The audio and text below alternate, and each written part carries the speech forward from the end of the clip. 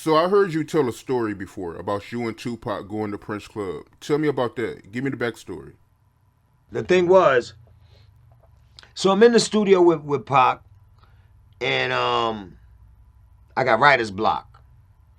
And I guess my mind was so heavy into um, doing the song and the fact that we were in Prince studio and all of that.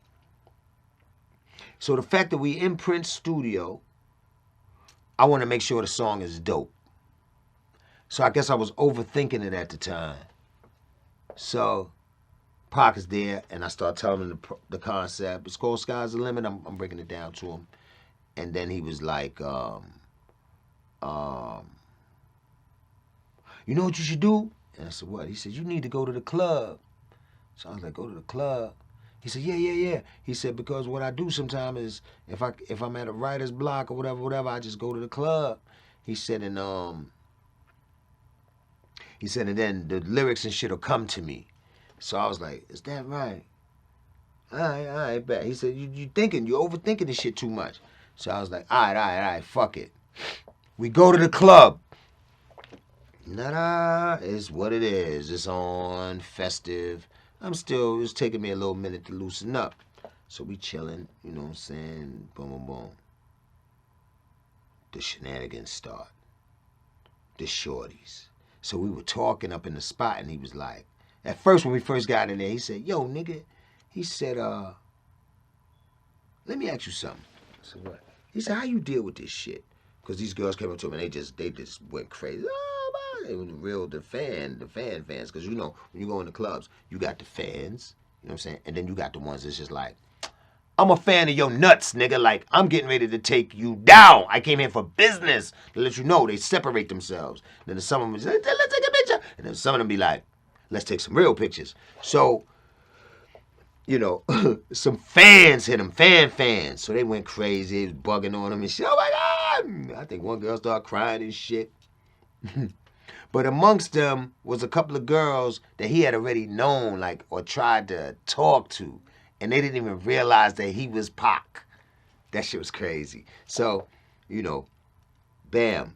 So they going crazy. They got their little box cameras. You know, he's signing autographs and shit. They break out.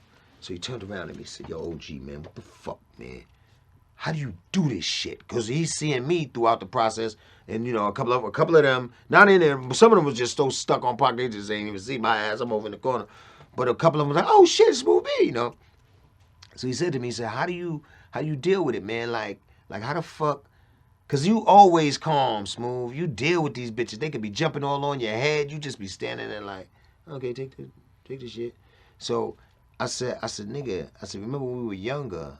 I said, because I know everybody went through this. It was a time where you didn't see no resources. You didn't have a full plan. Or you had a desire to do what you do and love for your art. And it was just you and God. And you would ask God to provide for you and help you make your dreams come true and touch people and all of that. Right? And he was like, correct. I said, all right then. I said, and so it's happening. Your dreams are coming true. I said, so how I deal with it is I go, love is love. I said, real love and fake love is still love. And he just was like, you a crazy motherfucker. I said, yeah, that's how I do it. I'm like, it doesn't really matter. I don't personalize it. Like, all right, okay, so what? I bust my ass and I work and now I got fame. So, of course, these people don't know the struggle, but they love what I brought forth. But I know where it come from, and I'm good with that. So if you give me real love, see, if I get too attached to these motherfuckers giving me this momentary love or whatever it is, then the next thing you know, if they're not giving it to me, I'm fucked up in the head. Nah, we ain't doing those. Because I still had to figure it out within myself where I was going with this shit anyway. So, you know, and so we got to that. So, long story short, he's like, you a crazy motherfucker. So we laugh it off and all that. A few more drinks, and they start swarming again. And he's like, oh, whoa, whoa. It was like a new batch came. Like the bitches rotated. It's a new batch came. And I was like, yo, man, fuck this. And it was something that just, they was there like, we ain't going nowhere, niggas. So I was like, we handpicked like about 20, like, yo, come on, y'all all coming with us back to the studio. And we brought him back to the studio, and a nigga started a party. Nigga, it was like a listening party, an unofficial listening party. So we brought them all back to the studio, nigga. And there was a couple of his boys with us and everything. And then we just turned that music up real super loud, and everybody was boom, boom, boom, jamming and shit. And I was like, wait a minute. I felt good. I forgot about the bullshit for a minute. Like my mind wasn't as stressed and trying to focus so much. And so I tell my engineer, DeAnthony, that nigga was a trooper. He'd stay up. He'd be up with us for like 4 fucking days. I'm like, yo, Ant, put on Sky's the Limit, you know? So he put the beat on. I start blazing. I'm listening to it. And the fucking lyrics came out. So the crazy part was I started writing it. I started penning it. So I run out to the area, the lounge area. Pac sitting there. He got like 4 bitches around him. I was like, yo, nigga, I got it. So that nigga said, he started smiling. Like, he laid back in the couch. He was like, yeah, nigga, now go in there and lay it down. And nigga Pac said, yeah, nigga, now go in there and lay it down, nigga. I was like, yeah, you right. I ran back in that motherfucker, and that's when I was like, on that song, Sky's the Limit. I'm happy to be alive, never took a dive. Used to hang out with this king that had 43 wives. Didn't know who he loved the most, because they all played him closer than butter on toast. For rhyme, for reason, never treason. The kid was always in season. Took him to the players' ball and all. Told me always keep my game tight and stand tall. You know, but that was all inspired by that. That was inspired by the atmosphere, the women around us. It was dope. So one time I'm in the club, me and Pac up in the club, and it's all types of, it was one of them nights. It was glam slam, and there was a lot of women in the building. So, you know, poetic justice is out, girls going crazy, and so we by the bar, me, him, a couple other people, so boom, we drinking and shit, we chilling. So, takedown is virtually easy. It's like no brainer, you know what I'm saying? Like, no, you ain't gotta say nothing. It's shorty just like, I'm available, type shit. I'm here. I'll be over to your left. Remember me. I'll do whatever you want. In the building, that energy in the building. So we chilling, we by the bar, and especially back then, I would be on my shit like, if I saw like 4 or 5 dimes, I'd be like, hey, how y'all doing? I was always real cordial with my shit, like, how y'all feel? Like, oh, shit's with me, how you doing? I'm like, yeah, what y'all drinking? All right, get them whatever they want. You know what I'm saying? And boom, I always walked around with 2 drinks. I get my drinks and I just walk and we laughing. And he loved that. Pop like, nigga, you got 2 drinks? Fuck that, give me 2 drinks. So that started being our shit. We just walk around with 2 drinks, bugging out. So one day we bought a bar and we just talking. We just talk about life and just deep shit. And then it was like 3 broads. They came. These bitches had on all black.